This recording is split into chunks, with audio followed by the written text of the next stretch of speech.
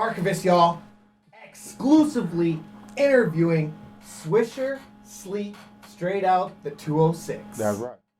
And who is Swisher Sleep, aka Sleep 6? You know, he's a regular old guy. He's an artist. He's a strong worker. He's good at music. Period. Who were you influenced by? Who did you like? Let me see. You know, I liked it Too Short. When I was young, I really liked it Too Short. I liked the E40. I still like E40 to this day. Probably lots of Too Short. That was probably my favorite dude. And Times in Prison, rhymes you came up with? Ooh-wee. Times in Prison, rhymes I came up with. Tell us something I mean, out the box. I wrote a whole bunch when I was locked down. I came up with whatever we could come up with, beating on the table. If there was a beat or something, like a staff member, they would come in and you try to force them to bring me some beats, man. You know, I'm a rapper. I'm trying to get my rap on. And they'd be like, all right, let me sneak in a little something. Sometimes it even had words on it, but we were still rapping over the words and all that shit too. So that's really where I started off when I was in jail rapping, because I went when I was a little kid. So that's all there was to do. So I was rapping over Too Short. And then the showcases out in prison. Let us know some of that. Different competition out there. You know, I've been in a rap battle or two. And it's not down here. It's not necessarily like I'm gonna go to your mom's house and I'm gonna go up under your mom's blouse, and you know, it's not really like that. We was just rapping our songs and we was doing what we had, and then they would have like whack ass judges judge the shit at the end. Obviously, I didn't win, but I should have won though. I should have won, but I didn't win. But I mean, you know, shows and showcases out of prison. I mean, there've been countless. I done been at the Summer Jam. I done been at every Numos and Nectars and Crocodiles and all the way up to Everett and all their little club Broadways and the Bellinghams, and you know, and then that's just Washington. You start getting up out of there and you know, Utah and let me see, that Las Vegas and Florida, Idaho. You see what I'm saying? Northern California, that's Sacramento. You know, I done done a whole bunch of shows. I done squashed a whole bunch of grapes. That's how I heard about you out in Bellingham when I was out there with Devin the Dude and Shock G, and your CD got into my hands, and the one that's that why put we're the here. The one that put the satin on the panties? Yep. Oh, that's Shock G. Okay. That's what's up. And you got any street stories for us? Ooh. How about this? How about picture this one? Picture a little young snotty-nosed kid without nothing, but you know he was trying to get something. So, you know, he started off and he had a little cream, and he did that, but he ended up getting in trouble. So he switched his hustle when he got out, and now he's lurking around and he's riding big, and you better watch your bitch. And you know, that's a story lots of people know about. You guys know about that in Van City, the handcuff? You guys know that? Okay. And then the Grape Tape by Swisher Sleep. Yeah. Sold more than 9,000 copies independently. Given away too, you know, mostly probably sold, given away. I added all up though.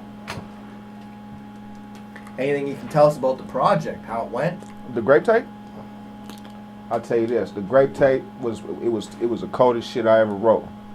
I started off with 0 songs, and I had a whole bunch of beats that somebody slid me and was like, let's see if you can get off to these. So I was trying to find out a different place to write. And I'd be sitting in my car, and I smoke a whole bunch of weed. So when I get in my car and I get to smoking a whole bunch of weed, I get paranoid. So instead of concentrating on my raps, I'm kind of like in the rearview mirror, and I'm, you know, so I'm like, okay, let me try something else. I went in the bathroom. I locked myself in the bathroom.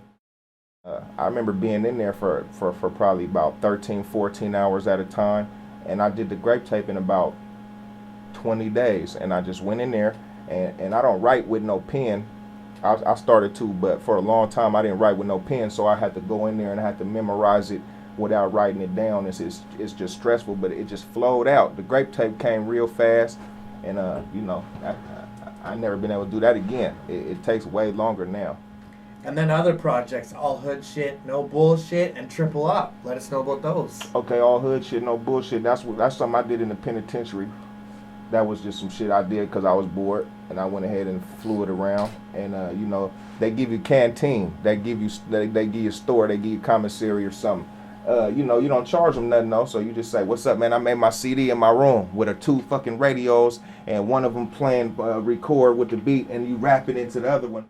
Just listen to it." And they say, "You know what? This shit is tight, man. I'm gonna give you a bar of soap, or I'm gonna shoot you a top ramen with a beef stick or something." And you know, it goes like that. Then it makes you want to write more because motherfuckers is feeling it. So that's what all hood shit, no bullshit was. Triple Up. That's, you know, that's not really a mentionable. That's not really nothing. A couple homies I used to fuck with, we threw something together because we was sitting around. That's not really nothing to me.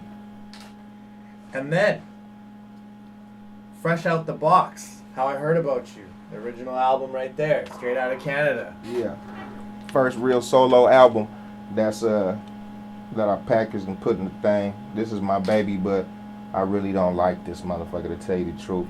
Just because I've grown since then as an artist, and you know, I'm always trying to be a perfectionist. I like to make my shit as good as I can, every bar, every time. And so I critique the shit out this, and plus I played it the fuck out 100 million times. But it's still my baby though. I got the first $10 bill that I made off of this tacked up to my wall at home, so you know that's how important it is to me. And then collabs with Jazzy Faye, Crooked Eye, E40, Cocaine, Lazy Bone, and the Jacka. Yeah. Massive. That's pretty cool. That's when you say massive like that, it kind of puts a little perspective on it, but I'm just trying to get more. You know, shouts out to them guys for doing what they did, because all them guys that you named on there, they did it for, you know, next to nothing. And I'm a nobody right now, so I'm humbled by that. It makes me want to, if I ever get in a position, it makes me want to, you know, do that for other artists that I see hungry and I see fighting. But, you know, other than that, like, I plan on doing more. I plan on doing lots of collabos. I hope in the interview one day some of them guys are saying, "Yeah, I did a song with Sleep 6 or, you know, Swisher Sleep," and they're jazzed up about it. So, you know, I'm just going to keep on pushing and doing what I'm doing out here. At more than 10 years in the game, any highlights so far? Getting out the penitentiary, that was a good highlight for me, because so much like thinking about it, and now just chance to just put it in motion. And there's not really one thing. All of them collectively really make up the whole Big Bang, but I'd probably say that. And then Summer Jam. Oh yeah, that was what's up. That was what's up. It was stressful. I remember that day. It was stressful getting there, but when I finally got on stage, it all went away. And it was cool. I was with my dude, Mac Wayne. Shout out to the Mac Wayne. And, you know, Summer Jam was Summer Jam. On to the next one. And then openings. Who have you opened for? Probably must go a good couple blocks long. To tell you the truth, the shows that I do, I really, 90% of them I put together myself. And like, I had people, just because that's how, in my opinion, I feel like without no outlets, that's how you build your own brand, you build your buzz by making you the headliner. So I wasn't necessarily doing that too much. And when I'm thinking about it, I can't remember. I probably Twista. I opened up for Twista. That's probably the biggest name I opened up for. A few others, but I don't really remember. I was too concentrated on what I was doing, to tell you the truth. And then music videos, from Marijuana and a Conversation, 6 Digits, Up in the Game, Glass of Water, Yeah. and Checka. Right. Yep. Just some little videos I shot. I got songs to them. And what the thing about it is, like, my name rings in my area more than my views on the internet show. And the reason why is because I'm just behind in the computer era. So when I finally got out and had a chance to do what I was doing, all I knew was that years prior to that, people were selling theirs out the trunk, and there was word of mouthing. So that's what I got out and did. And so if you go into the street and you ask about me in this area, then they'll know about me. So now when I'm starting to try to convert my whole career, I'm listening to people that's wiser than I am. They're telling me you need to convert that somehow onto that. And that's why you're starting to see my numbers getting bigger. That's why you're starting to see more videos. That's why my social media is getting a little deeper is because I'm starting to, you know, fuck with them avenues that I wasn't doing before. And you know, it luckily for me, I got fans that it can convert quicker than if I was to be starting from scratch, you know. So at least I got that, but I'm on the way. And then you got A&Rs checking you out. Oh yeah, damn, see? Through the grapevine, you know what I'm saying? Def Jam Digital. I went down there and I talked to them. They flew me out to Arizona. And then, let me see, a couple of weeks ago, I just got back from New York. You know, Lenny S, shouts out to you. Mr. Bernard, shouts out Mr. Bernard. Them guys gave me a chance. That's Rock Nation. I went there and had an interview with them. You know, I'm going to keep working. When I got back, I had an email from Sony Records. And on the 30th of this month, which in like a couple weeks from now, I'm about to fly down there, Washington, D.C., and I got a meeting with A&R down there, and I'm going to go perform and do some shit in front of them guys. And, you know, hopefully somebody slaps me in the face with some money, man, or an opportunity or a doorknob or something. And your best Seattle hip-hop memory you've been part of or contributed to? In Seattle, that's a good question. Okay. One time, I was at Garfield Community Center in the Central District, and they said there was a whole bunch of like little kids in there, and they was like in behavioral modification classes and shit. My grandma teaches them kind of classes, and she had them up in there, and she had me come over there and rap a song to them that was about not doing no drugs, and just like, you know, the reaction that I got, it was just, and not necessarily from the kids, but like from people that was adults. Cause okay, let's say you go to your grandma, you got a big swanging ass chain on, and you smell like weed, and you say, "Grandma, I'm a rapper." You know, grandma, she loves you, but you know, she's kind of like, maybe this is not the best idea for you. But then when you can do it in front of your grandma, and she can actually be like proud of the decision you're making, and you don't look like a monkey to her, you look like somebody that's actually serious about your business. It's a good hip hop feeling in Seattle. Probably the best I had. And largest crowd you've ever rocked? Best tour?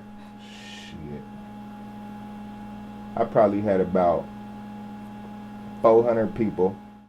I never had no tour. I've been touring these inner cities.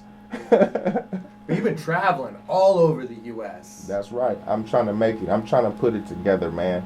I'm not trying to have a long list of little places that I went to and had 100 people at every spot. I really want to kaboom, because I am that, you know, and it's not my fault. So I'm just going in motions of what I feel like I'm supposed to be doing. And now, Swisher Guts. Let us know what's coming out. Swisher Guts coming out. You know, it ain't nothing but another one. It's right after the other one. 5 songs deep into the next one. It's a rung on the ladder. I'm going to the top, and that's all that is. It's gonna be good music. You're gonna listen to it and play it out for a while. By that time, I'll have another one for you guys. And you got anything to say to Canada?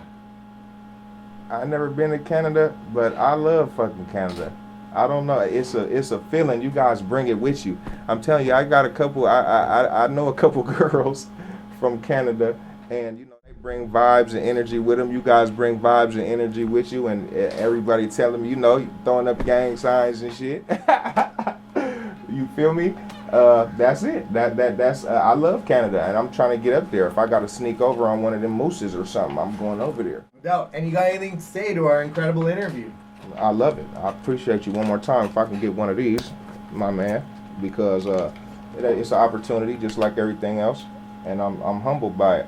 And I hope we can do some other shit, man. If I can help you out any kind of way, just let me know. I know you want to do some interviews with some people, man. I know some people that's hot. I know some guys that's going on, and I'm not gonna fuck up my credibility. So I'm gonna make sure they're cool and shit. And you know, High Powered Entertainment, shout out to them guys. That's where we at right now, the Filthy Studio, legendary in Seattle. So you know, you guys, if you guys end up coming down from Canada or wherever you guys is at in the world, you end up fucking around down here. Very hospitable guy. You know, just come correct, and it'll be all right.